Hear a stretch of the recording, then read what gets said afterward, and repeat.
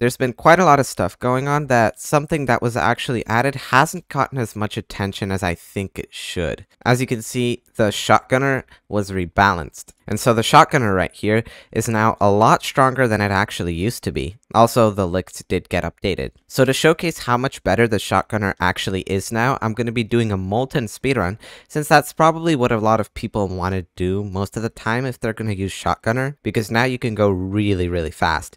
And you could get some pretty insane times here with it.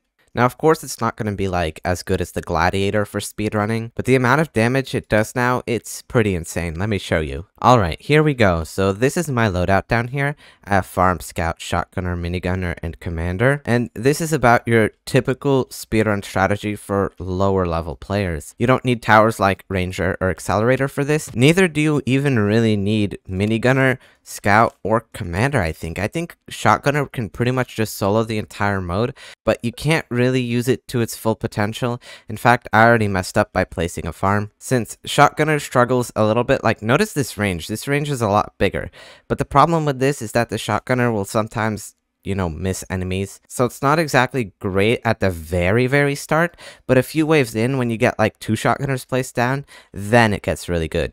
Alright, so here we go. I'm just gonna start off with Scouts like right here, and from there I'll just pretty much farm until I can get Shotgunner.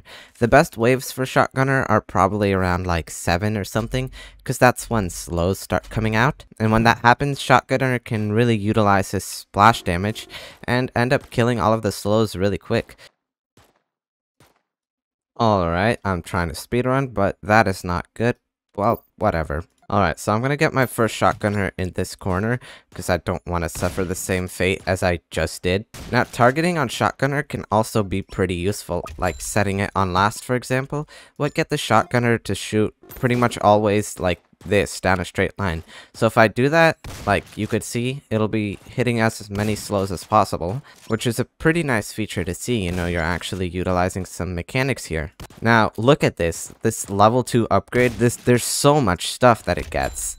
And not to mention, it starts to do some crazy damage. Of course, you can't really tell that much here because all the enemies aren't like in a line. But when they are in a line, then the Shotgunner really does show how strong it is. Which is why it may be a good idea to set like some Shotgunners on last and some Shotgunners on first if you have multiple. So there you go. Now I have 6 Shotgunners and they're going to be wiping things out in absolutely no time. Now, the last update, Shotgunner was nowhere near this good. During Frost Invasion, yes, Shotgunner was really good. You could remember that people used it in strategies often, but it wasn't as good as this, I'd say, actually. So I set these 2 Shotgunners on last because I think that's just going to be better. They're always going to be firing down a line to be destroying any enemies at the back, like mysteries, so that the wave ends faster. Now, the max level Shotgunner is quite expensive. It's $10,000. But the amount of DPS it does, first of all, look at the fire rate. It's going to be firing every 1 second, which is absolutely insane for Shotgunner. Combine it with Commander, and you're just going to see it annihilate. So, let me get it here. And you can see it's shooting noticeably faster than the rest of the Shotgunners. And this is doing something like 72 damage per shot. So, with these 2 Shotgunners, they're already doing like 144 damage per shot, which is some real spawn killing stuff right there. I'm gonna get a Commander right here because it's the boss wave, and as soon as the boss comes out, I'm just gonna use the Commander and you're gonna see it get annihilated. Here we go. This is quite some power. We got another boss, so Commander isn't up, but you can see even that isn't really a problem. Also, take a look at the range of the max Shotgunner. This thing already has like almost the range of a Commander. Imagine you have a Shotgunner right here, and it can actually see around this whole thing. That is, of course, if you have DJ, but a Shotgunner with that much range is absolutely unheard of. So this Commander placement wasn't exactly great. I'm gonna sell it. But I'm gonna place some more Shotgunners here so we do even more damage. In fact, I can place a Shotgunner right behind the entrance and max it out, so it'll be shooting like, yeah, straight this way. That's actually not a bad idea at all. I'm gonna get 2 more Shotgunners here. And now we've just got death raining on the enemies from all directions. We've got it from behind, we've got it from the front. This is just, there's no surviving that. You can even see the Shotgunners through there.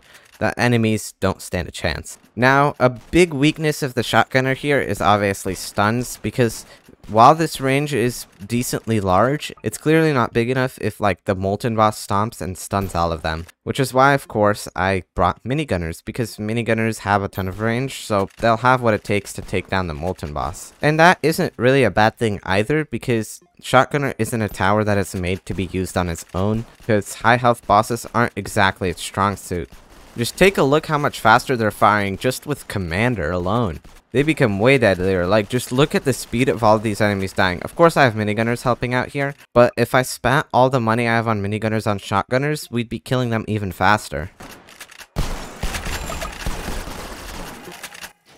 That just got wrecked faster than it did when I used engineers. I'm not even joking. I had 6 engineers, and all of these shotgunners, well, with the help of the minis, but the shotgunners mostly, we just killed that mystery boss faster than 6 engineers did. Now, that is some pretty insane performance. But keep in mind, it really does matter how, like, look at this. But as I was saying, it does matter how you use shotgunner, because if you plop one at the front at like the start of the game, it's not really going to be impressive. But if you're able to place them like this and change their targeting to hit as many enemies as possible, then you're going to get some really astonishing performance. Now, the world record in Molten mode is like 11 minutes and 26 seconds. So I'm pretty sure we'll be able to get around within 3 minutes of the world record. Look at this, we're already shredding the Molten boss, 10k health down, and it just came out. Now, it's about to get out of range out of all of the shotgunners, but that's why we have the minis. Well, that is really convenient. That is going to definitely affect my time, but it shouldn't even be too huge because, well, I got a lot of minis. Oh, that is even worse. Okay, whatever. We're going to take him down before this corner, I believe. Yep. And would you look at that? 13 minutes and 47 seconds. So we actually got a lot closer to the world record than I thought we did. Of course, it's not really a fair comparison to compare this to a world record, but if you execute this better, you could probably get close to like 2,500 coins an hour. So yeah, Shotgunner is a pretty OP tower again. If you enjoyed, then like and subscribe and use StarCode E.